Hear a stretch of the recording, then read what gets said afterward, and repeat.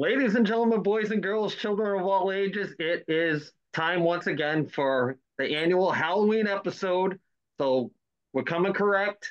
Couple newbies, no professor. He really hit it out of the park last year. So definitely missed.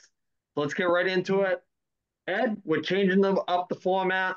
We've been looking to work into some movies into this podcast. So we're going to scrap the email for a little bit and we're going to start with some movie talk. Ed, lead us in, and then we'll talk about the movie. All right. So like you said, we're switching gears, you know? So we've decided that the email thing is going a little kind of bogged down, a little bit of kind of like a little slow action, if you will. So we're switching to some movies now. So this is going to be the lead into the Movie of the movie. week. So what's that, Mel? Movie of the week. Movie of the week. So this is brought to you by Hey Podcast fans. Are you ready to show off your love for the 1973 podcast?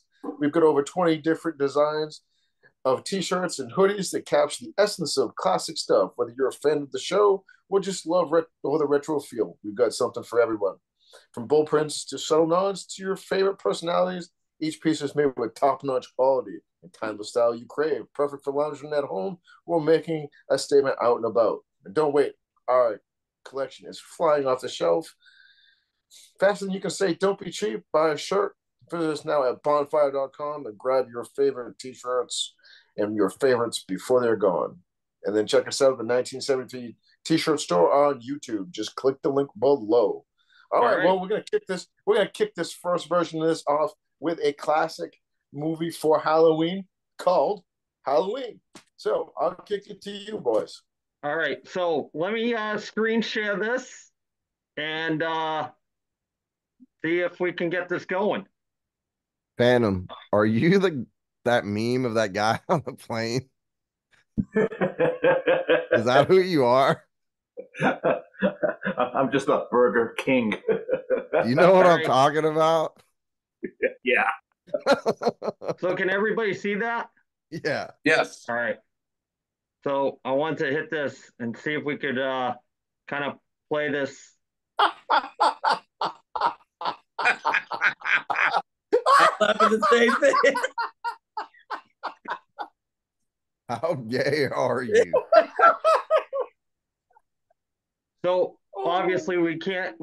Brad knows we can't show the volume or the audio. So this is the trailer for the movie that we're talking about. The original trailer for Halloween. Do you see this ad up here, too? Yes, we That's what I'm do. laughing about. Hey, Clocky, I think we see a history over here on the side, buddy. Yeah, Hey, did you pass? That's all I want to know. you're right. Why do I I see can't. porn? I can't see it. You're lucky.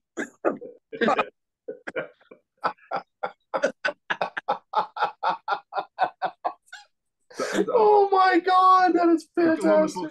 That's great. Am I supposed to be watching a movie? Yeah, no, Oh, probably not.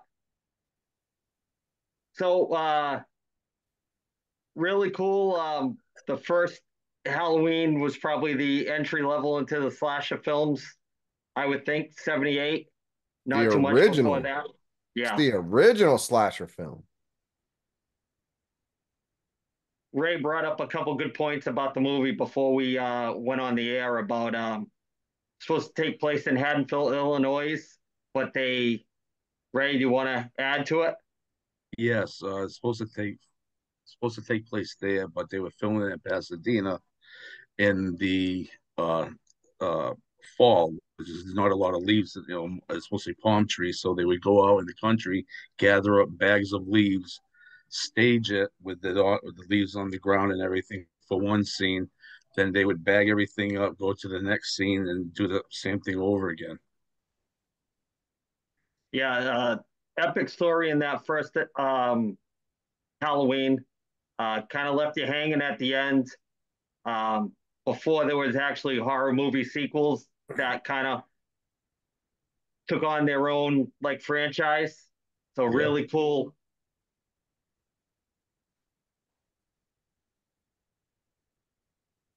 Yeah, Did y'all notice in that one scene when Michael Myers is wearing the sheet over him, the ghost costume? Yeah, Super weird watching that one back, dude. yeah. That was before we found the William Shatner mask. Yep, that's Yeah. why I was working towards that. Definitely working towards that. Super weird. Some of those scenes just they did not age well. Yeah. Kind of kicked off Jamie Lee Curtis as, that Yep. iconic Yep. character.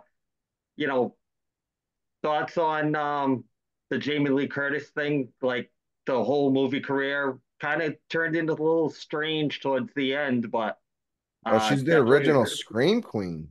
Yeah, what you call not only that, but she was in the original Fog. Yeah. she was. Remember that? And That's the only horror movie to ever scare me. Yeah, Fog? The first Fog. Fox made a For TV ages. show called Scream Queens, and I think Jamie Lee Curtis cameoed in that. Yeah. And the I first love it. couple episodes of that were pretty good. After that, it gets pretty stupid. Too young to see the Halloweens, the first one and the second one in the theater. Um, but once they got to, I think the first one I saw in the theater as far as horror movies was Friday the 13th Part 4.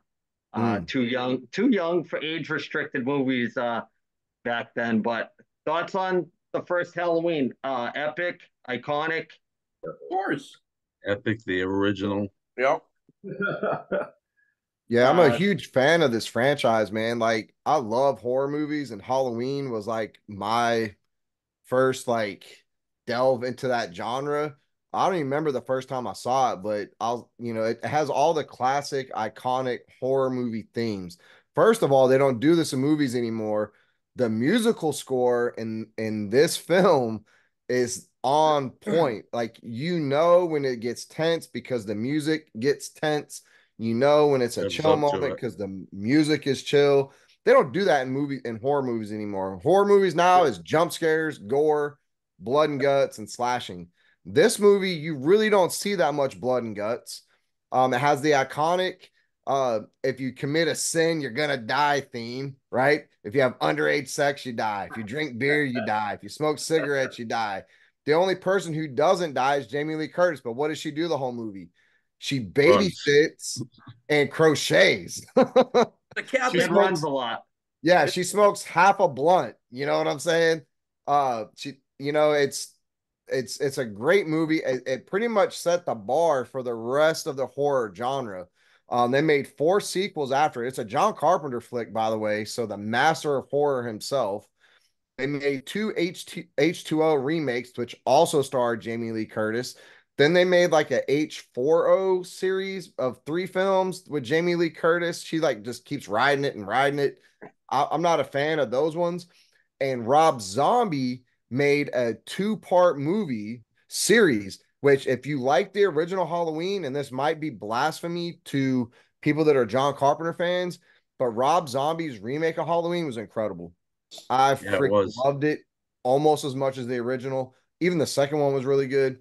Rob Zombie, some of his horror flicks, he had some misses because some of his shit got super weird for me. But his remake part 1 and 2 of Halloween, incredible.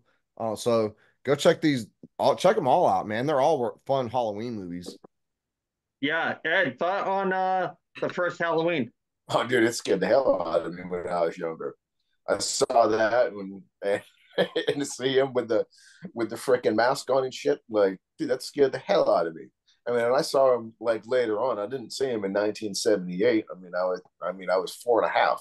You know, certainly wasn't watching those movies back then. But I mean, when I saw it the first time, I think it was sometime middle of high school. Man, it scared the hell out of me. I'm not a big horror movie guy, so that's not my genre. But I mean, I can certainly appreciate, something that I think where they made it for what was it, $70,000 or something like that? Yeah, that's how much it was crazy. And to see, like how it's kind of just compounded over and over and over again. It definitely had legs.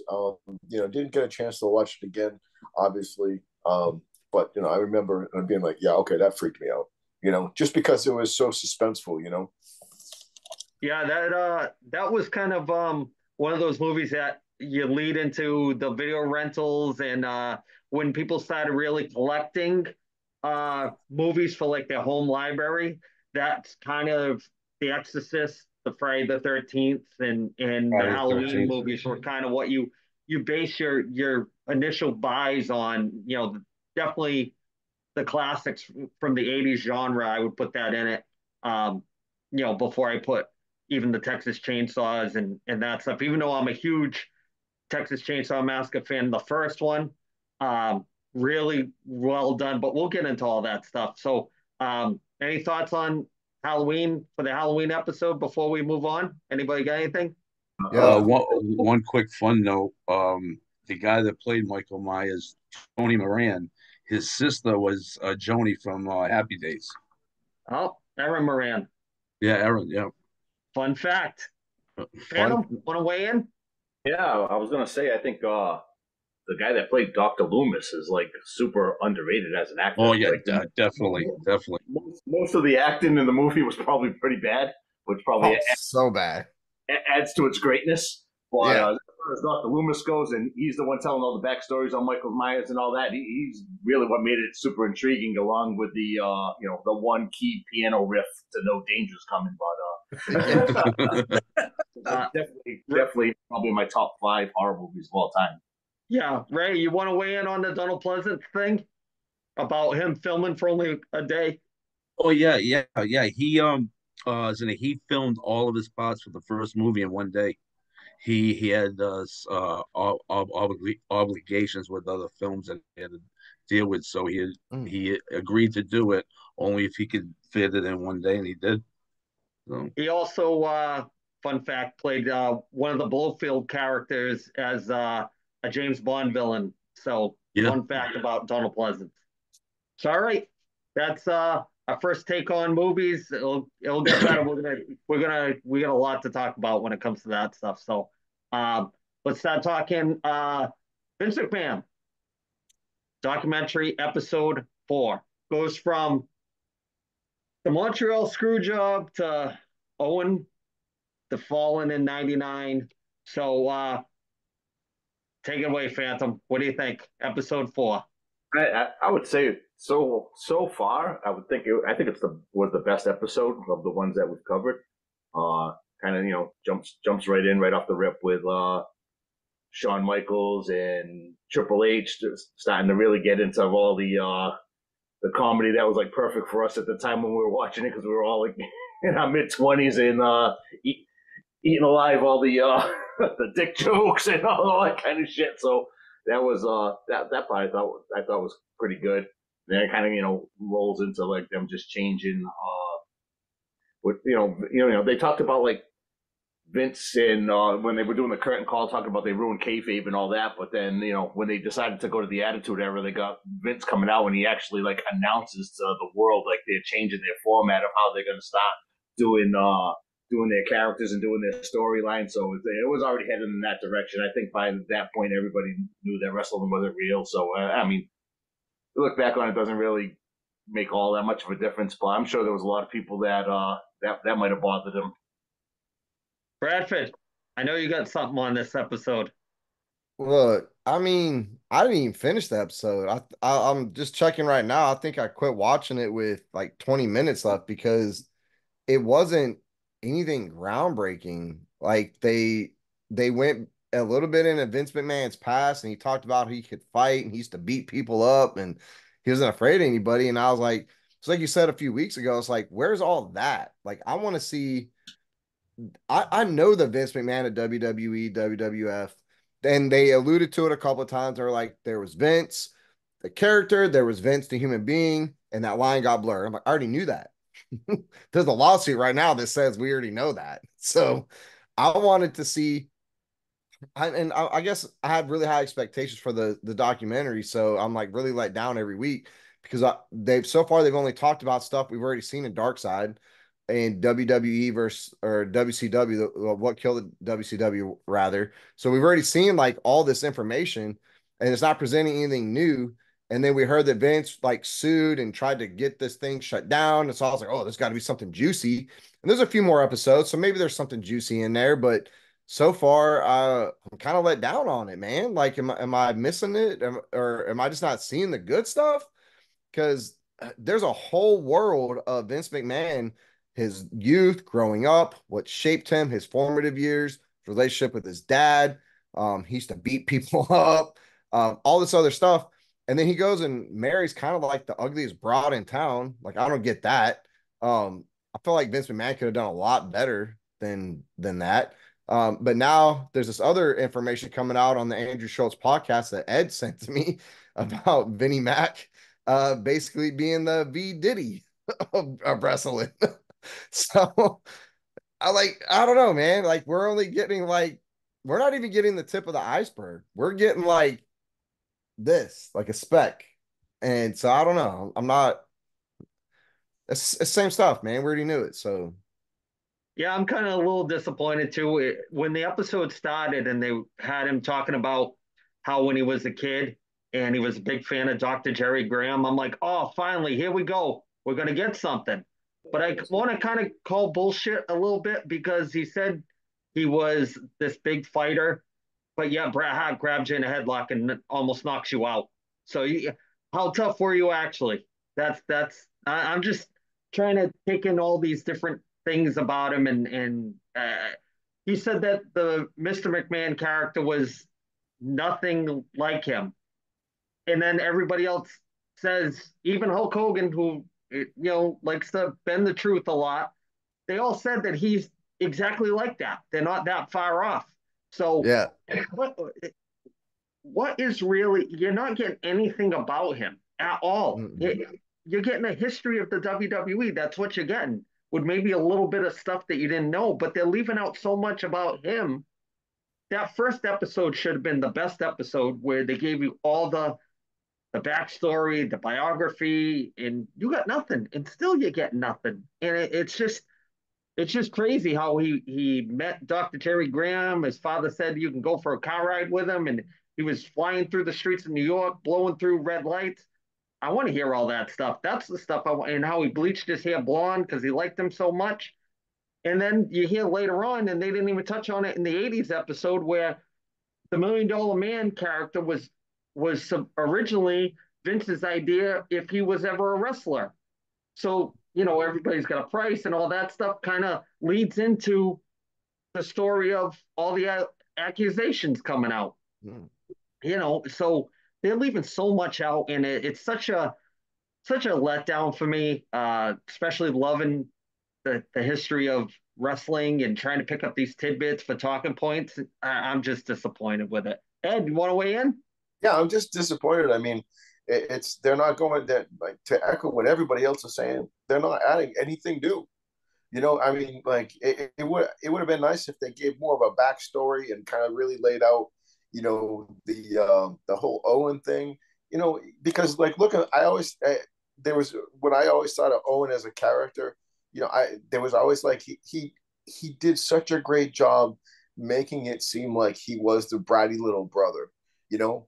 And like and you go back and you watch like the tape of how smooth he was in the ring, and you look back at like how really good of a ring technician both he and Brett were, like, and then to see that happen. And I mean, even we're still talking, 30 years later, the hatred from the Hart family to Vince and the WWE/WWF because of what happened. Andy, when you went 3 years ago, when AEW really was alive and kicking and everything like that, they were doing that whole thing. Was it 2 years ago when they did the thing for the Hart Foundation? Oh yeah. So Yeah. they could have really gone in a different angle with that.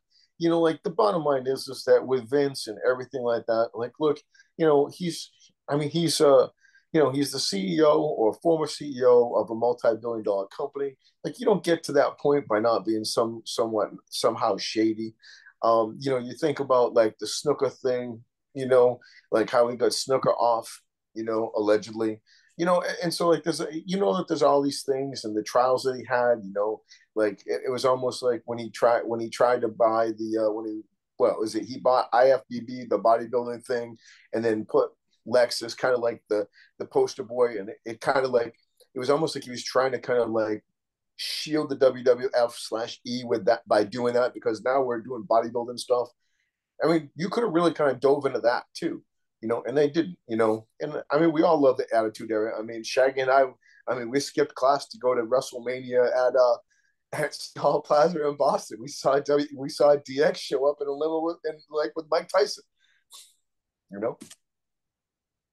Any thoughts on anything else about that crappy episode? Like, the only thing that I disagree with is I had heard multiple different times that Vince's inner circle would give him. You would have to make a videotape of anybody that was coming that wanted a job with the WWF. He didn't even know ECW existed until somebody I think it was Shane, gave him the videotape.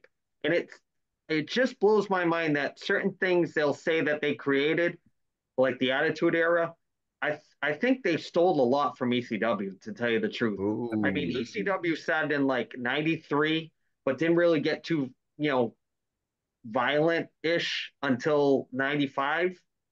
So that's way before the Attitude Era. They were doing that stuff ahead of time. It's just people didn't see it on a grand scale. It's like being an indie band and all of a sudden you get signed by, a big label and now everybody knows Green Day. It's like that kind of thing. That's kind of what they did with the ECW kind of style. Even like they were doing the lucha stuff in ECW before WCW and WWE. I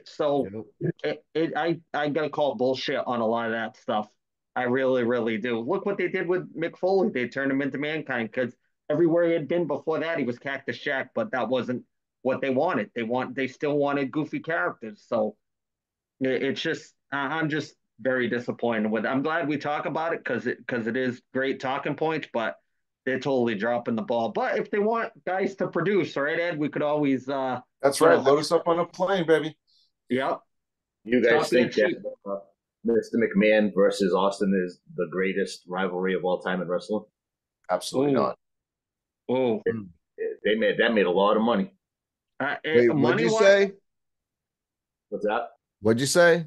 I was going to say, do you think that Mr. McMahon versus Stone Cold is the greatest rivalry in wrestling history? It's pretty big. Oh, that's a good talking point. That's a great question. Around the Monday Night Wars. But Ryan, I mean, did it make a lot of money? Sure. And did the angle work really well? Because I mean, think about it. It's like, you're beating up your boss, right? I mean, so of course it's going to make a lot of money and stuff like that. I mean, I can name, let's see, Road Warriors versus Midnight Express, Dusty Rhodes versus Ric Flair. Just to name two off that just right off the cuff that are way better than, or Midnight Express versus the Rock and Roll Express. I mean, those were better, the Von versus the Freebirds. I mean, the thing about Stone Cold versus Vince McMahon, though, is it wasn't just employee versus boss, which a lot of working people gravitated towards. Vince McMahon was the quintessential perfect heel for wrestling, which they don't have right now, and they haven't had since. Like, there hasn't been a heel that predominant in the industry since Vince McMahon. And then Stone Cold wasn't like, he wasn't just like the good guy. He was the anti-hero good guy. Like, he was good, but like did bad things. And we love to watch good guys do bad things. Like spray their boss down with a beer truck. You know what I mean? Very awesome, by the way. That anti-hero thing, he's kind of like the Punisher kind of character. That's kind of his kind of comparison. But the McMahon-Austin feud is what took them back to first place and broke up the 83 weeks of WCW running the show. You got to give credit where credit's due. I'm not a Vince McMahon fan. I've never been a Vince McMahon fan. Even as a kid, I thought he was awful. But you got to give credit where credit's due. That's the thing that kind of turned the corner with them. But the thing about the Attitude Era is a lot of people think it went on for like 6 years. It only went on for like 3 years. Once Cena came on and Orton and Batista and Brock Lesnar, that was done. They tried, but it was I think that's only hot shotting the territory, as they used to call it, for a short amount of time. There's not a long shelf life in that. Maybe to go back to it every now and then with him, but look at they would kind of like keep him on the hook, and then he fought Flair, he fought Hogan, he fought a couple other people like that just to keep that character going. But I think the biggest thing was, is it the greatest feud of all time? I don't know, but that is a great question there, Phantom. Yeah. Awesome question. Yeah, we'll have to delve into that. I mean, did it draw a shitload of money? Yeah. Oh yeah. Oh yeah, it did. That's a great February question. Yeah, he had his as usual, kind of had a pulse for it, where it was like, everybody's hating me right now, and I'm going to run with this. So, Yeah. So if you're a McMahon hater, you're making him money. Yeah. I kind of disagree that I don't really think the Attitude Era started with the click thing, the curtain call. I think it started a little later than that. I think it started right with the screw job. I would say that with the McMahon character kind of turning. That was in it. If you look at it, I don't know if it was intentionally starting as a heel. I think he was kind of looking for sympathy with that Brett screwed Brett thing. And I think the fans are the one that kind of turned him into a heel. He kind of like what Brad was saying last week, that he was going to come out and be like, Brett screwed Brett because he's trying to hijack us here, and it didn't go his way, and then he just ran with it. Yeah. I think the best question that somebody asked him in that whole documentary for the first 4 episodes was when they asked him if he felt that when WCW was taking the talent, if that was like how he felt when he was, kind of tearing up the territory, stealing talent. And he looks and he says, absolutely no. You're just an asshole when you say that. Yeah, I mean, anybody with a brain in their head is saying Bischoff was trying to do to you what you were doing to other people. So it just didn't work out because they're a machine. Vince will surround himself with people that will make that company better, and that's why he's lawyering up now. So I wouldn't be surprised if he skates on that too. So we'll see how that plays out. So any more to add on episode 4, or should we get going with some sports talk? Actually, I haven't seen any of these yet, and I plan to this week. Just binge watch them. Now, how many are there? 6 altogether, Ray. All right. Now there's 6, and you guys have said that they left this out, left that out. Do you think that they're purposely leaving all this stuff out for something else down the road? Oh, that's a good question too. I don't know. Maybe this is like the first 6 episodes, and they'll have 6 other ones after that. Who knows? I don't know. I think I don't there's a think couple. so. There's a No. disclaimer in there too, right, Brad? Right. About Yeah, they mentioned the lawsuits and stuff, but I think Netflix and Vince McMahon saw the popularity of Darkside and all those shows. I forget the network that those come on, Vice. Right. And so they're like, let's catch in on this because WWE was jumping to Netflix anyway. So this is a great segue to get the fans to come to Netflix if they weren't already on there. Watch this about the program, the industry that they love. I don't think there's going to be a follow-up. I think they just put out these episodes to keep up with what Vice was doing, and they kind of whitewashed us, and we got hornswoggled. We thought we were getting absolutely. Yeah. I think it's really a play by Netflix. Yeah, maybe the casual fans are really getting a kick out of it, but the guys that are like deep in the weeds, we're kind of we're just getting let down left and right. So I don't know. Maybe the next 2 episodes will prove us wrong. Here's an angle. Vince is behind it all anyway. Yeah, he's. I mean, hey, I have all these lawsuits. Okay, I'll sign my name on the dotted line, and you guys gonna just repackage everything that's already out there anyway. So yeah. I don't think the documentary is really made for old school wrestling fans. No, I think it's made not all people that subscribe to Netflix. Yeah, They know that they're about to bring on this WWE thing for the first time, and they're showing them all this wildness because if they've never seen it before and they just happen to watch a documentary, they're gonna be like, "Oh, this shit's wild." Yep. And that's how There they're you going to go. get. This stuff isn't for us. This is a history lesson for us, and it's not about Vince McMahon. It's about WWE through Vince McMahon because he's the one that ran it. Yep. Yeah. I agree. Yep. Yeah, Oh, he's definitely. Ryan, you just laid the marketing out for what's going on. Mhm. And the new fans. There you go, baby. Yeah, yeah. The new fans got to do some deep dives on YouTube because there's better wrestling history on YouTube, and there's some epic interviews that are like 2 minutes, and you don't get nothing like that. Nothing like that. Just Roddy Piper with a real beer bottle trying to get a match over is it's just insane. These guys, they're not the same guys that they were 30, 40 years ago. These are guys that couldn't function in regular society for a 9 to 5 job. These are not the guy that's ripping tickets at the movies or washing your car or pumping gas. These are not those guys. Larger than life, that's what they miss. Especially, I saw a thing that Brock Lesnar is coming back. I believe Yep. it's Monday. So How? we'll see. That's very interesting. And real quick See. note, go ahead, Brad. You were gonna say something? No, I say we'll see. We'll see. Oh, all right. I'm They looking think- forward. We'll see. Motor City Machine Guns show up and win the tag belts. I thought that was cool too. Give them I think it's stupid. How you win the belts that fast? That's AEW style, zero storytelling.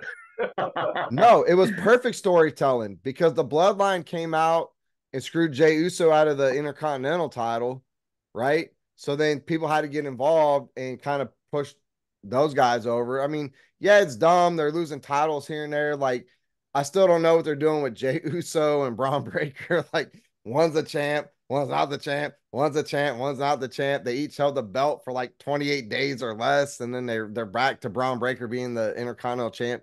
But if you watch SmackDown all the way to the end with I saw that tag, with that tag championship, it made sense for them for the Bloodline to lose those titles because of who got involved to cause them to lose those titles.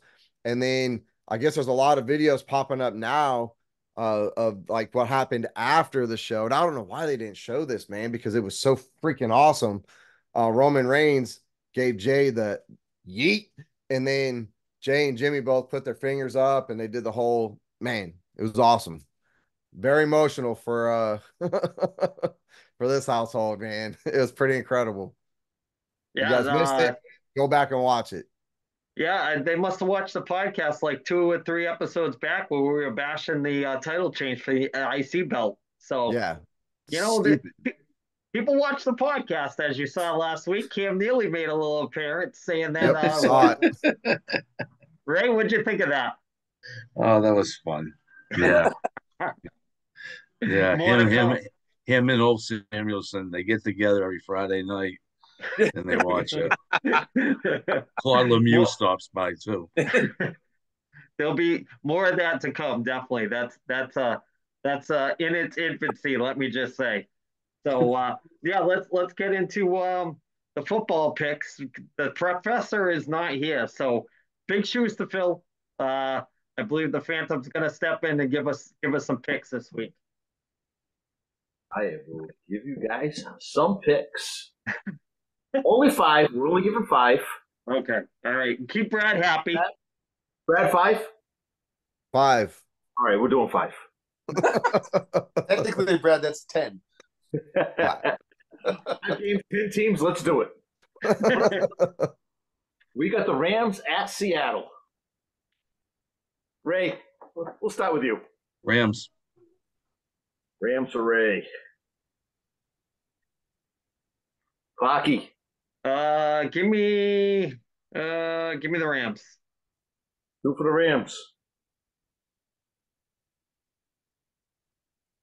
I'm not going to go to Brad because he might forget who Andy took if I skate down a little bit. Give me a break, dude. Not you too, man. Come on. Jaggy, what you got? I'm going to go to Rams too. Give me the trifecta. Rams. Edmund. Yes, sir. I am going to go with the Steve Largents, please. Oh, Attaboy. Brad? Look, the What Rams did are Andy pick? getting people back I think Nakua is supposed to come back. The Rams are kind of on this upswing. They've been playing great football. However, Seattle is playing lights out. Geno Smith having a career season. That defense, people have been sleeping on the Seattle defense. They dropped one against Detroit. I'll give them that. I think they let San Fran or the Giants or somebody, they let some sorry team put some on them.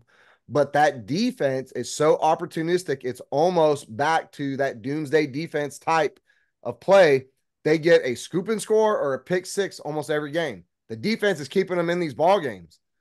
I'm going Seattle, man. And they're playing at home. 12th man. Seattle all the way, dude. Go with Seattle. Yep. Go. This might be the game that ends up being the difference maker between him and Andy at the end. I'm going to take, after that pick, I'm going to take Seattle. Put me down. Unlike Mr. Brown, fuck you. You already picked. No changes. I am going to go with the Rams. They looked good the other night with both wide receivers coming back. Yeah, they did. Really. They cost me $20. Well, Minnesota pretended.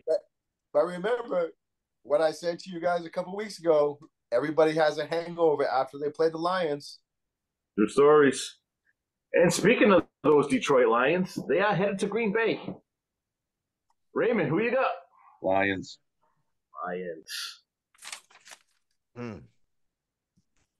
Baki. I told you at the start of the season, the fix is in. The Packers are going to the Super Bowl. I'm not saying they're going to win, but give me the Packers. Shag. You said in Green Bay? In Green Bay. Some teams don't like that. I'm going with the Packers. Right. Bradford. Oh, did I break that? Ed. Yeah. I'm already. I'm a shitty host, not shitty picks. Yeah. Where's the professor when you need him? I'm gonna go with the Lions. They just look really good. Yeah, even though Hutchinson went down, that defense is still playing good. And this is the hurt. I believe it's 3 people on the panel now. Boy, did they run that ball against the Cowboys for those first 11 plays of the game. Woo! Cowboys don't have a team. That's not even. Well, that's not even worth bragging about. That's your boy. Right, we're hurt. For this game, dude, I got to pick Detroit, man. They're playing so good right now. Even though they're going to Green Bay, I think Green Bay's one limiting factor is going to be Jordan Love, just because he's so young. He's still kind of, making young football player mistakes. They still have a really young receiving core. I think the Lions all around, across the board, have better players, better skill players, better positional players. And until the Lions do something to prove me wrong, I mean, I got to pick Detroit, man. They're my pick, I think, to go to the Super Bowl. I don't remember. I go back and watch that episode. I think I agree with Mr. Brad. I am going with Detroit. On record. On record. All right, this is for the homers in the place. New England traveling to Tennessee. And ironically, the professor isn't here, and these are his 2 favorite teams. I don't think he wanted to pick between them. Raymond. Tennessee.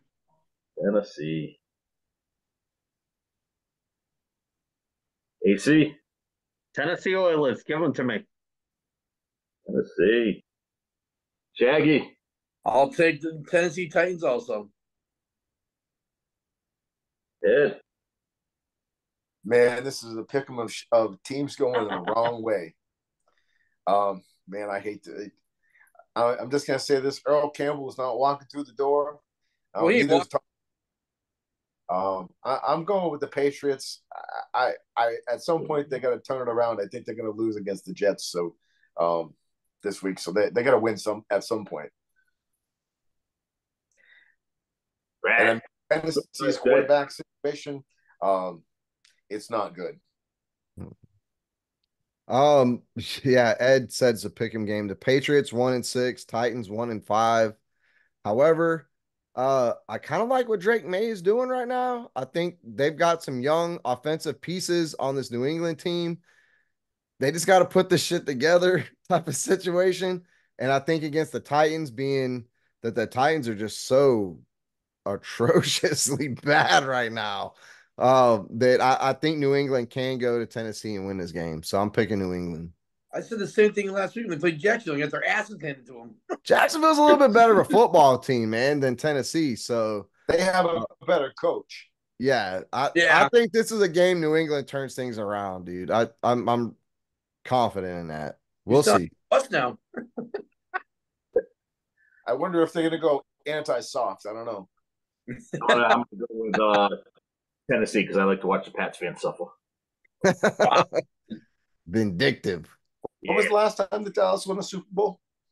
Hey, we got five rings, man. That's all that matters. We don't need dates. Don't talk back to the king. What are you talking about? Dates? Talking about playoffs. We got 5 rings. Playoffs. That's definitely not a Playoffs. game right there. It's like talking to Dolphins fans. I talk about 73. Yeah, we got 5 rings. Game. Let me freshen up here. All right. Let's go to what Darren's favorite team, the Chicago Bears, traveling to Arizona. Arizona had a big game this week. What you got? Start with Ray. Chicago. Chicago for Ray. Andy. Bears? Shaggy. Cardinals. Gods. Ed. I'm going with the Bears. The Bears. Caleb Williams, he's turning it around. He's actually completing more than 50% of his passes. So he's playing much, much better. Give the kids some credit. Really, for sure. Credit. Brad, what do you got? Not because Andy picked them, but because I think they're actually gonna win. Chicago. All right. It's nothing to do with Andy. You sure? Positive. All right.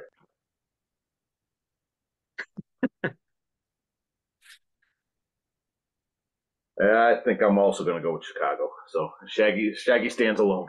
Go. It's hot in Phoenix. Let's go. All right, in our last game, we got Houston traveling to the New York Jets. Bro, you didn't do Cowboys Falcons? Brad, I don't like picking against my Cowboys, buddy.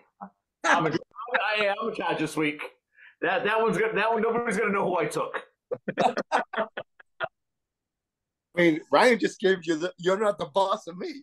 I'm the fucking king, not the king. I'm the king. You're not the boss of me. Brad might be the king in that. I'm gonna get in trouble. Brad's only the king in his own castle. Yeah, king of the That's right. castle. Jets. King of That's the right. castle. When I'm home by myself.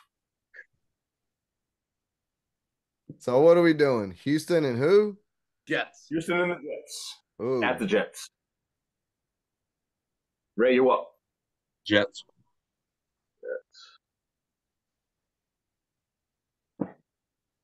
AC? Jets for me. All right, Brad, that must be Jets for you. Okay. Jesus Christ almighty. Shaggy? I mean, the way the Jets played past couple weeks, I'm going to Houston, I think. Ed. I'm going with Houston as well.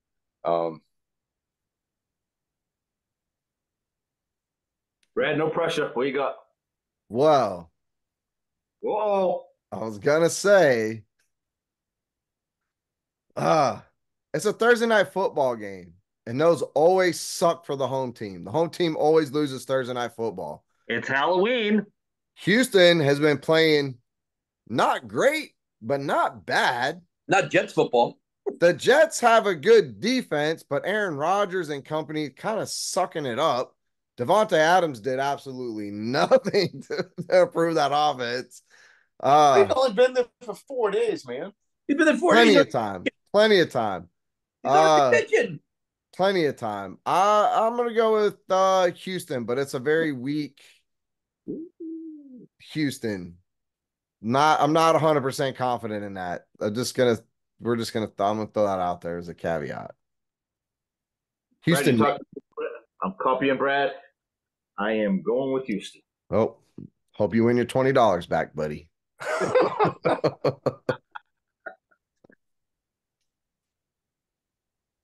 Oh, that wraps it up, gentlemen. All right. Wrap it up. Ed, this is your spot to take over the sports.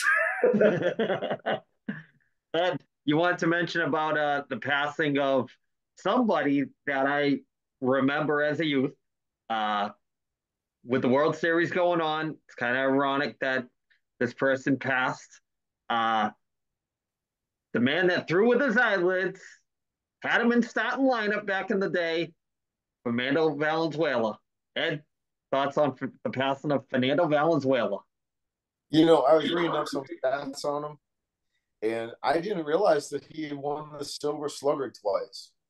And I didn't realize, and he kind of was forgotten that he actually played for almost 17 years in the league. He bounced around after he left the Dodgers, and he was the last pitcher and I didn't remember this until I did a little bit of research on him. I didn't realize that he was like the last pitcher to throw the screwball either. I did not know that. So, I mean, you know, I remember Fernando Mania. I remember probably more towards like 1982, 1983. You know, NBC Game of the Week. Always seemed to be the Dodgers on TV. You know, so I got to see him pitch. 82, bro. That's the year I was born. You don't remember that? Well, I'm old. Ooh, ooh, buddy. Ooh. I'm old, yo. R.I.P. to Fernando Valenzuela. Don't worry about it. Ed, don't let him bring you down, Ed. I'm not. Don't be down. Get up. Come I'm on. not down at all. I will drive to Florida and hug the fuck out of you right now. Aw. Isn't that Especially after seeing that YouTube post. Yeah. I failed the test, buddies.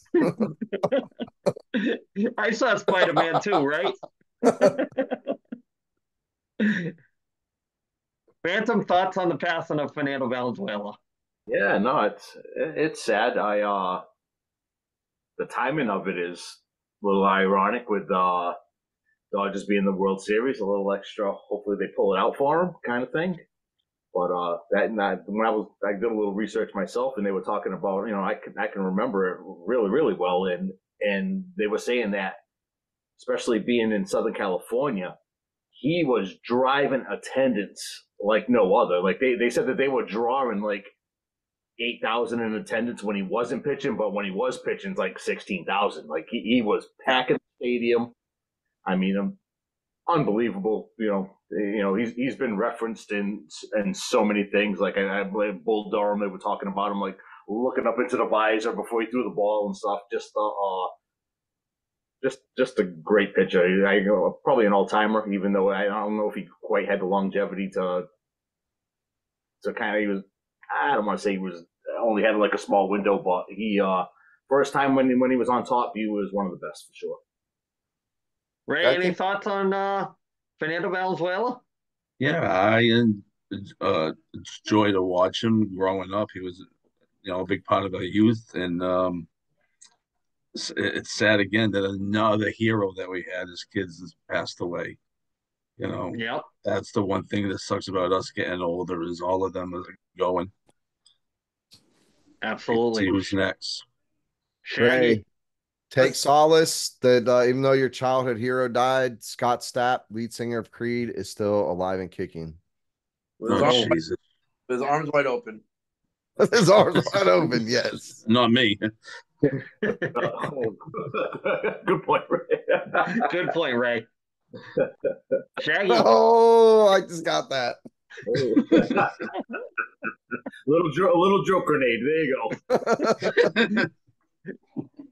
I was saying, Yeah. like this week in baseball, Mel Allen and Tommy Lasorda, the big Fernando Venezuela, like how hot he was then. Like you just remember seeing all the highlights on there, and it was amazing. And yeah, like you said, it's kind of like when we were in our 20s when Pedro came to town. It's like there'd be nobody in attendance, and Pedro's pitching, the place is packed. Brad, bring us up to speed on the World Series. Not watching it because the Rangers aren't in it, but Freddie Freeman with a walk-off in extra innings, bases loaded, 2 outs, literally the same play that we imagine as a kid in your living room or your backyard. We've all done it.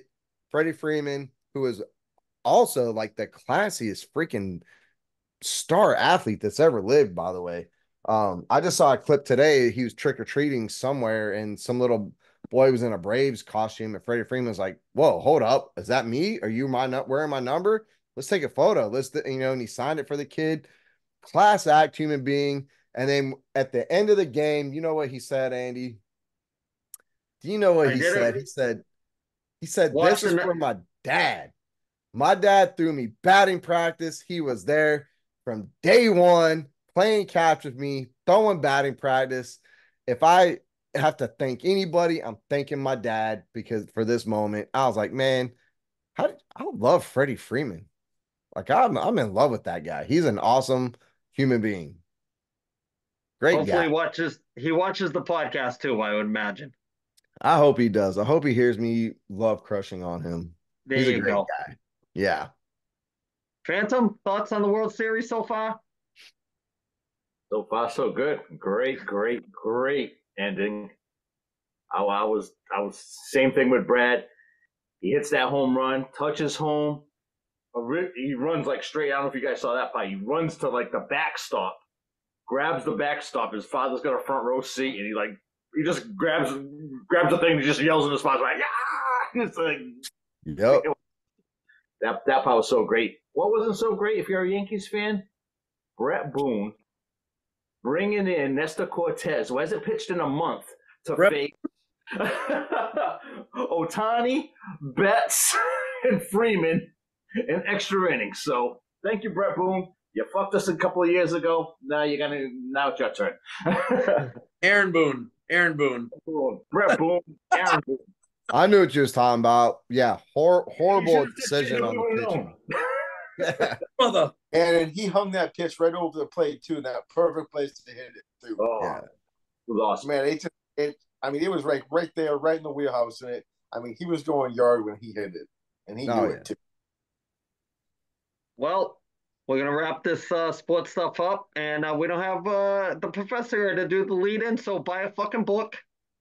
That's how I'm gonna say it. And Bradford, you ready to screen share and talk some tinfoil hat? Let's do it. All So right, let's go.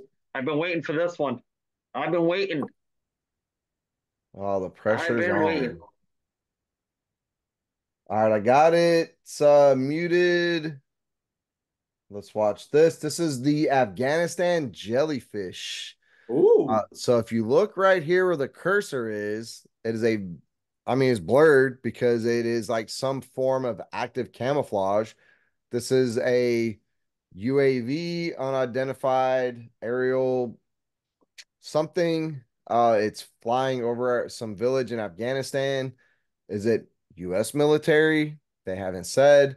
Is it some form of alien technology? Nobody knows. But this footage got leaked and it's been burning down the internet. This got leaked. When was this? When did this come out? It's been out for a while. Oh, this is like the base over Iraq. Yeah, it's been out for a while. And now you got to be careful because on TikTok right now, there's a lot of AI generated images of these alien jellyfish, and they look weird, but they're trying to recreate this as a diversion. So they're spreading a lot of misinformation on it.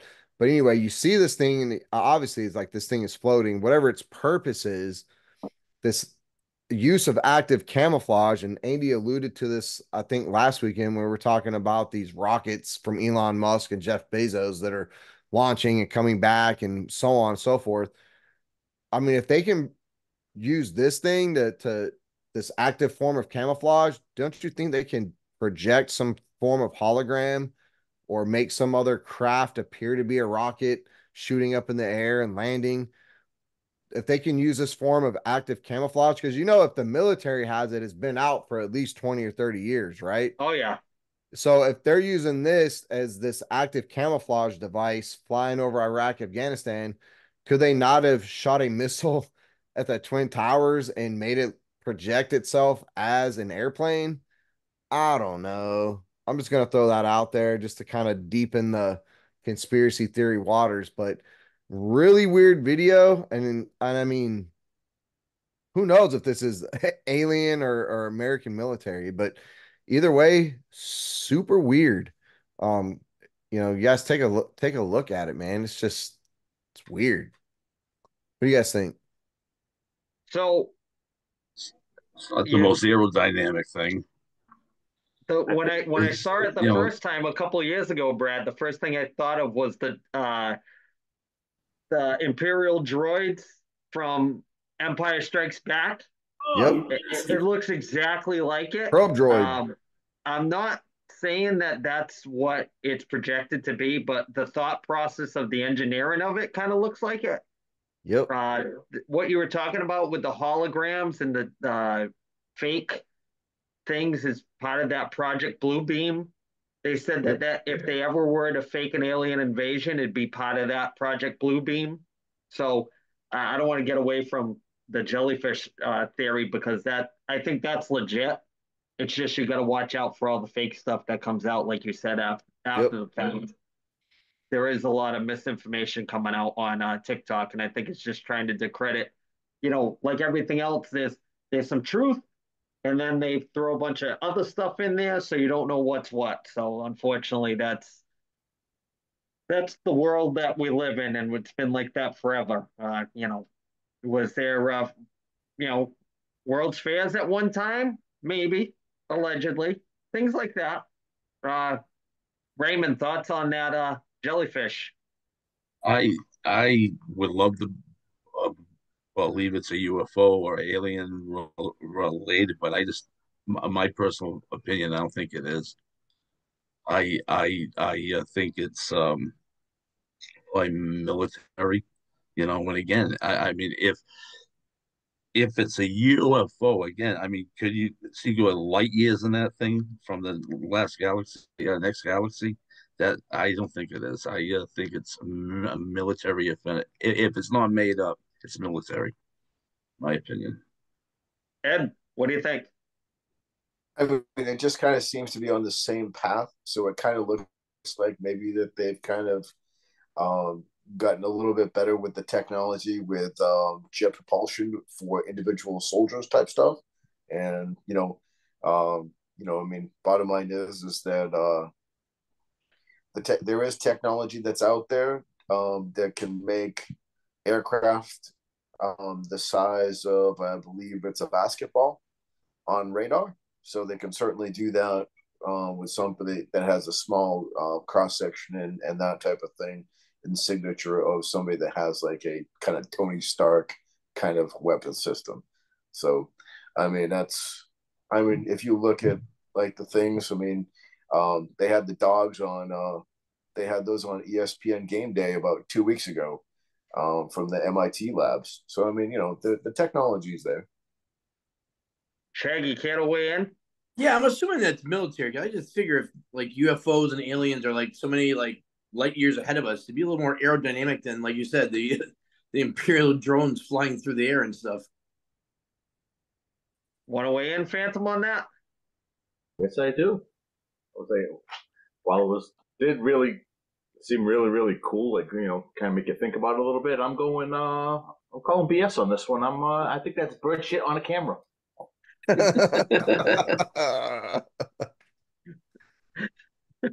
It's the government spy bird. That's what it is. That needs a little hot tour and a little bit of this, and no more aliens. Boy, that blast on YouTube really got everybody off the rails with the quotes after that. Hey, but Andy, you shared with me that video on TikTok, right? Of the blurred images on Google Earth. I did. I went and looked for those. I mean, it was 6 to 8 months ago. I was looking for that alien base, dude. But I was too late. It was already blurred, and I couldn't find it. But I've been hearing about that rumor for a long time. So if we're gonna say like, hey, it's U.S. military, there's no way it could be aliens. Okay, whatever. But like, there's already starting to be a bunch of chatter. The Battle of L.A., right? Back in World War II. and Yep. right off the coast of Yeah. California. Now there January is 42. there's a blurred image in the ocean that is allegedly this alien UFO base. And there's a lot of alien and UFO activity off the coast of California. So there's not to say, hey, maybe this was U.S. military, the jellyfish, maybe it was. But where did they get the tech? Where did they get the technology? It's reverse engineered from aliens. Or Yeah. we made a deal with the aliens that are based off the coast of California. And we're like, hey, we're going to take that technology from you and we're going to use it in our military. And we're going to go fly this jellyfish to Iraq and Afghanistan. I don't know. Bradford, we could do a deep dive on some of that alien stuff. I mean, there's a fork in the road there, right?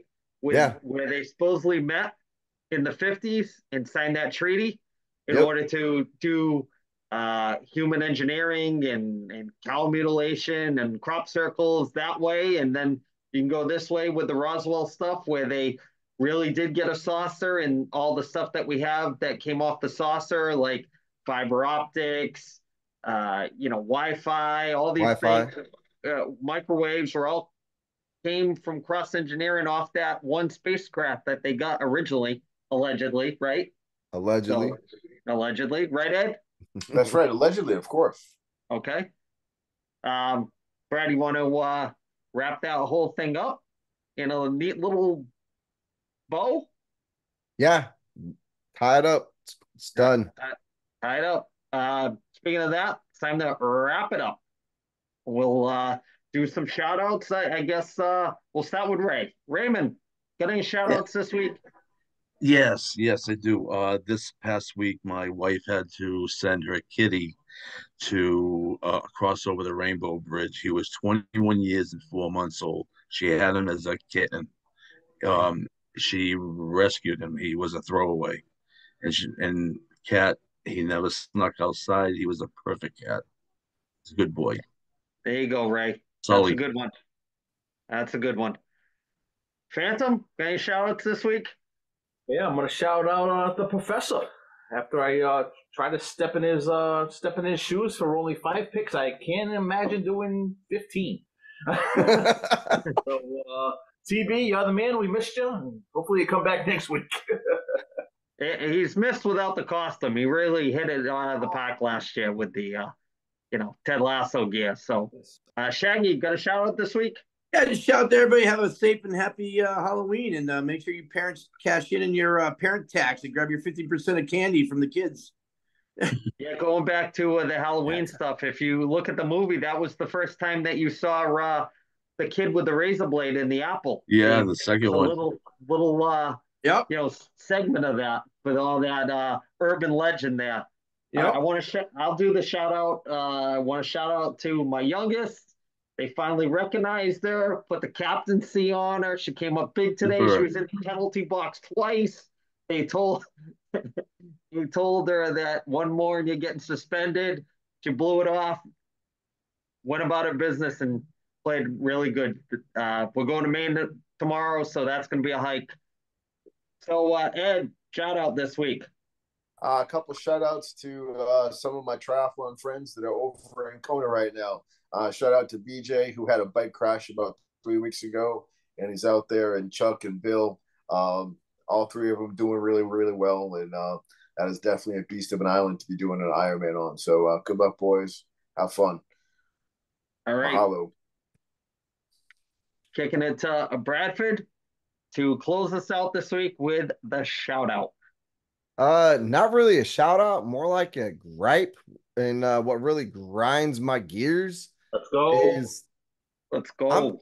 I'm sitting here trying to take the boy to a WrestleMania or Royal Rumble, something fun, something just like off the chain that he's going to remember for the rest of his life.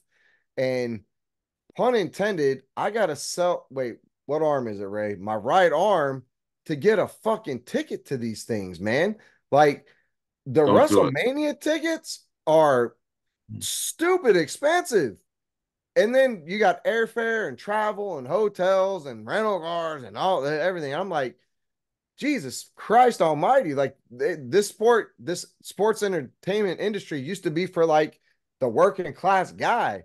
But the only people that can go to the big events you gotta be making some serious money to go to WrestleMania. I haven't even looked at Royal Rumble tickets, man, but I'm Jesus Christ, man. Talk about a letdown. So I don't know. Maybe I'm leaning towards Raw in Atlanta because that's definitely doable. It's right up the road. But holy fuck, man. Where Triple H, lower the damn prices, bro. It Yep. shouldn't be a rich man's game. It's not the Super Bowl. It's WrestleMania. We made you, motherfucker. God damn. Brad, what are the tickets going for? What's that? What are the tickets, Brad? What are the ticket prices? Man, so I'm looking at 2-day passes because I don't even know if 1-day passes are on sale yet. 2-day passes start if you're fast enough, $800-900, which is kind of doable, but I gotta buy two. So I'm not a fan of that, right? I gotta buy mine and Lucas, plus airfare and travel and everything, so on and so on. That the highest I saw was like $15,000 fucking dollars, $8,000, $12,000, $15,000 for 2-day passes. Yeah. Not worth it. Not Definitely worth not it, bro. From Vegas Allegiant Stadium. So it's a football stadium, man. So you're gonna be so far back, you're gonna be watching it on a screen. Mhm. I'm watch it on TV. Oh. Ridiculous, man. Like this was a sport. This was an industry for the people, by the people, and it's gotten too big. Stupid. That's what happens when you have no competition. Yep, stupid, man. And people keep buying them, man. It's like Taylor Swift tickets. People buy them and resell them for $2,000-3,000, and dumbasses still buy them. I'm surprised you're not at the show tonight in New Orleans. Nope. But Jess jumped on. She found some TikTok hacks. She got tickets for $65. Jess is going. Nice. She's gonna get me a t-shirt. Oh my God. Little Wear Swift. it on the podcast. Can't wait. I'm not going. Jess is gonna go. She's gonna get me a t-shirt. Oh, Brad, I can't believe we ended on that. That is terrible. You went from grinding gears to Taylor Swift. Oh, Can't or won't. We're gonna have a good time, fellas. Brad, I gotta end the episode with stop being a bitch.